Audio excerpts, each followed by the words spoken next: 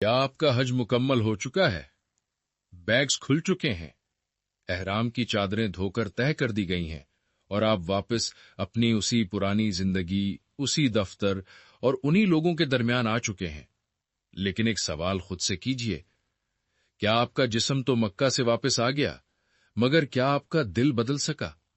کبھی سوچا کہ حج کے وہ عظیم الشان اعمال صرف وہاں کرنے کے لیے نہیں تھے، بلکہ وہ آپ کے کردار کی تعمیر اور آپ کو جذباتی طور پر مضبوط کرنے کی ایک ٹریننگ تھی؟ تو رک جائیں اور غور کریں۔ اللہ تعالیٰ چاہتا ہے کہ آپ کا حج آپ کی روزمرہ کی حقیقت بن جائے۔ السلام علیکم ورحمۃ اللہ وبرکاتہ۔ عزیز بھائیوں اور بہنوں، اکثر لوگ حج کر کے آتے ہیں اور چند ہی ہفتوں میں دوبارہ اسی غصے، اسی اینگزائٹی اور اسی دنیاوی دوڑ کا حصہ بن جاتے ہیں۔ ہمارے علماء فرماتے ہیں کہ حج مبرور کی سب سے بڑی نشانی یہ ہے کہ انسان کی زندگی اور کردار حج کے بعد پہلے سے بہتر ہو جائے۔ حج کے وہ اعمال یعنی مناسک جو ہم نے وہاں ادا کیے، وہ دراصل ہماری جذباتی اور روحانی مضبوطی یعنی ایموشنل ریزیلینس کی بنیاد ہے۔ آئیے دیکھتے ہیں کہ ان مناسک کو ہم اپنی روزمرہ کی زندگی کی حقیقت یعنی ریالٹی میں کیسے بدل سکتے ہیں۔ پہلا عمل، طواف سے زندگی کے مرکز کی تلاش۔ ہم نے کعبے کے گرد 7 چکر لگائے۔ اس کا عملی مقصد کیا تھا؟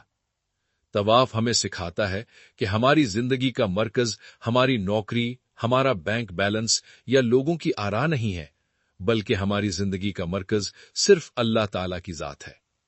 جب آپ واپس دنیا میں آئیں اور پریشانیاں آپ کو گھیر لیں، تو جذباتی مضبوطی یہ ہے کہ آپ کا دل دوبارہ اللہ تعالیٰ کے گرد طواف کرنے لگے۔ جو شخص اللہ تعالیٰ کو اپنی زندگی کا مرکز بنا لیتا ہے، وہ چھوٹی چھوٹی باتوں پر ٹوٹا نہیں کرتا، کیونکہ اسے معلوم ہوتا ہے کہ کائنات کے مالک کے سوا کوئی چیز اہمیت نہیں رکھتی۔ دوسرا عمل، صفا اور مروہ کی سعی سے کبھی ہار نہ ماننا۔ صفا اور مروہ کے درمیان دوڑنا حضرت ہاجرہ علیہ السلام کی اس جدوجہد کی یاد ہے جب وہ ریگستان میں اکیلی تھیں، پانی کا قطرہ تک نہ تھا اور بچہ پیاس سے رو رہا تھا۔ یہ عمل ڈپریشن اور مایوسی کا سب سے بڑا علاج ہے۔ صحیح ہمیں سکھاتی ہے کہ حالات کتنے ہی ناممکن کیوں نہ لگیں، آپ نے کوشش نہیں چھوڑنی۔ آپ کا کام صرف صفا سے مروہ تک بھاگنا ہے، یعنی حلال اور جائز کوشش کرنا ہے۔ زمزم یعنی نتیجہ نکالنا اللہ تعالیٰ کا کام ہے۔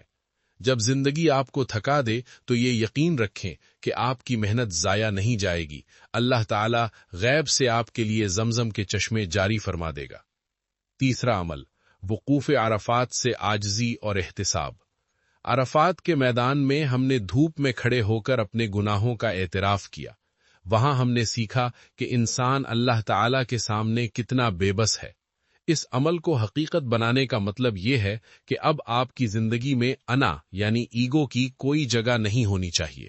اگر آپ سے کوئی غلطی ہو جائے تو معافی مانگنے میں پہل کریں، اگر کوئی زیادتی کرے تو درگزر کریں۔ عرفات کی ٹریننگ یہ ہے کہ آپ کا دل اتنا نرم ہو جائے کہ وہ لوگوں کے سامنے جھکنے سے نہ کترائے، کیونکہ جو اللہ تعالیٰ کے سامنے رو لیتا ہے وہ دنیا کے سامنے مغرور نہیں ہوتا۔ چوتھا عمل، جمرات یعنی کنکریاں مارنا اور اندرونی شیاطین کا خاتمہ۔ ہم نے منی میں شیطان کو کنکریاں ماری، لیکن کیا شیطان صرف وہیں تھا؟ دراصل وہ کنکریاں ہمیں اپنے اندر کے شیاطین کو مارنی ہیں۔ آپ کا غصہ، آپ کا حسد، آپ کی مایوسی اور آپ کے پرانے صدمات یعنی ٹراماز، یہ سب آپ کے اندر کے شیطان ہیں۔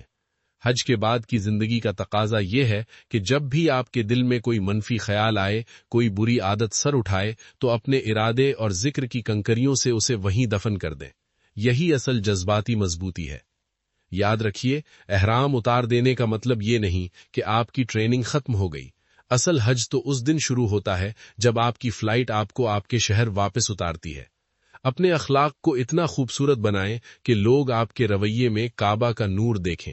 اللہ تعالیٰ نے آپ کو بدلنے کا موقع دیا ہے، اس موقع کو ضائع نہ ہونے دیں۔ اللہ تعالیٰ ہمارے حج کو ہماری زندگیوں کا انقلاب بنا دے اور ہمیں ایسا کردار عطا فرمائے جس سے نبی پاک صلی اللہ علیہ وسلم کا چہرہ مبارک خوشی سے چمک اٹھے۔ آمین۔